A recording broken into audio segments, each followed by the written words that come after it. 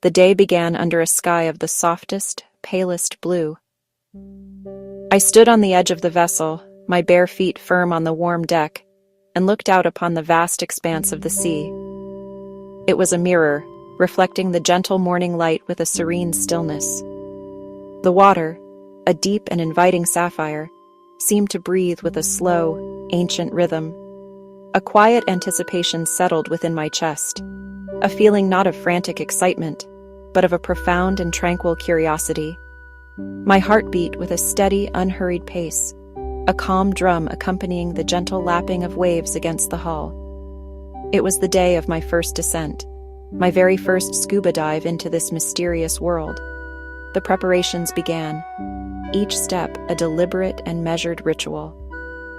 The wetsuit slid over my skin, a second layer that felt both strange and protective. Then came the mask, which I pressed gently against my face, its silicone edges creating a seal that would soon become my window. The air tank, surprisingly heavy, was secured to my back, a tangible promise of the life-giving breaths I would take beneath the surface. My guide, a man with eyes that held the wisdom of 1,000 dives, offered a reassuring smile and a simple, confident nod. He pointed towards the endless blue. I took one final deep breath of the familiar salty air, feeling an immense readiness wash over me. With a simple step, I surrendered myself to the ocean. My eyes adjusted to the new quality of light. At first, everything was painted in shades of soft, ethereal green, as if I were looking through a pane of ancient, tinted glass. The sun's rays pierced the surface. Long, shimmering columns of light reached down into the depths like celestial fingers. Then, as I descended further, the reef's true colors began to reveal themselves.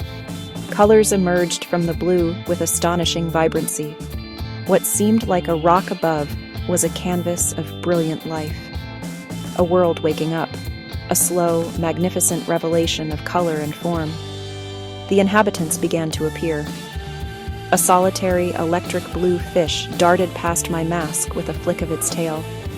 A bright yellow angelfish, elegant and unhurried, danced near branching coral. A whole school of silver fish, hundreds, moved as one, a shimmering entity. They turned and swirled in perfect unison, a living river of light. The scene felt impossibly calm, a choreographed ballet. The coral itself was a marvel, a silent, sprawling metropolis. It formed intricate structures like quiet cities, towers, gardens, hidden alleyways providing sanctuary. Some formations were a delicate, blush pink. Others glowed with fiery orange intensity. I peered closer and found tiny, almost transparent shrimp in the cracks of brain coral. A small octopus flashed through a spectrum of colors, then slid into a crevice and vanished. I simply watched, feeling small and profoundly happy. My camera, held with gentle, steady hands, felt like an extension of wonder. I wanted to capture not just images, but the feeling of this place. I aimed my lens at a magnificent parrotfish scraping algae from the coral.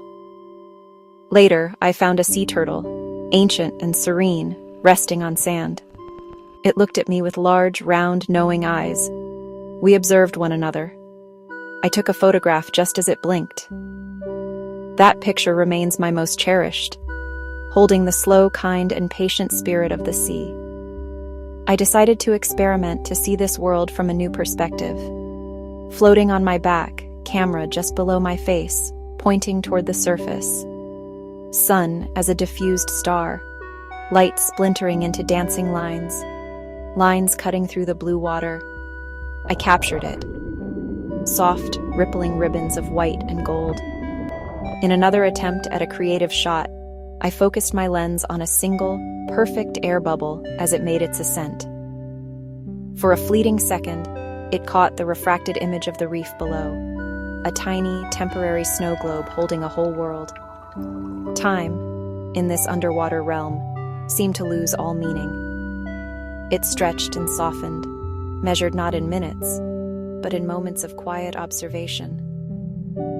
I spent what felt like an eternity watching a tiny crab, no bigger than my thumbnail, meticulously making its way along a branch of fan coral. Its movements were precise and unhurried, a miniature journey in a giant world. A solitary jellyfish, translucent and ethereal, pulsed gently through the water column, its tentacles trailing like a celestial ghost.